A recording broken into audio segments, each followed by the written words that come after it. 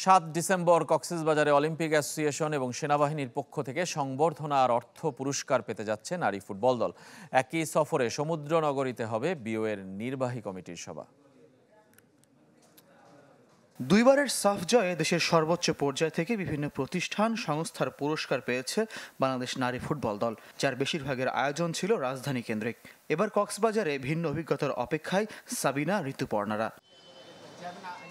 ৭ December সন্ধ্যায় ইনানীতে জমকালো আয়োজনের পরিকল্পনা অলিম্পিক অ্যাসোসিয়েশন ও সেনাবাহিনীর। নানা উদ্যোগের মাঝে দলকে দেওয়া হবে ১ কোটি টাকা পুরস্কার।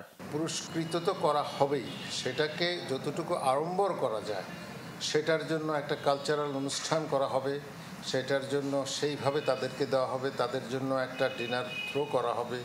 তো এবং যেহেতু কক্সবাজারে একটা সুন্দর বিচ, ইনানি বিচ, দি বে watch, one of the very renowned one, সেইখানে তাদেরকে নিয়ে যাওয়া হচ্ছে।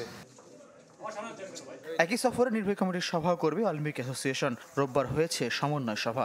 ৭ ডিসেম্বর দিনে নারী ফুটবলারদের নিয়ে ফুটবল ফেডারেশন বা জেলা ফুটবল অ্যাসোসিয়েশনের পক্ষ থেকে হতে পারে আয়োজন। আমরা চাচ্ছিলাম যদি ফুটবল ফেডারেশনে ওখানে কোনো উপযুক্ত মাঠ পায়, যদি খেলা আয়োজন করতে পারে, দিস ইজ এডিশনাল, বাট এটা এখনো পরিকল্পনার চূড়ান্ত পর্যায়ে যায়নি। এদিকে ২০ ডিসেম্বর জলশিরি আবাসনে ম্যারাথন আয়োজন করতে যাচ্ছে অলিম্পিক অ্যাসোসিয়েশন। পেতে পারে যে তো দেখি। ফয়জুল ইসলাম, চ্যানেল 24, ঢাকা। সেটা করি।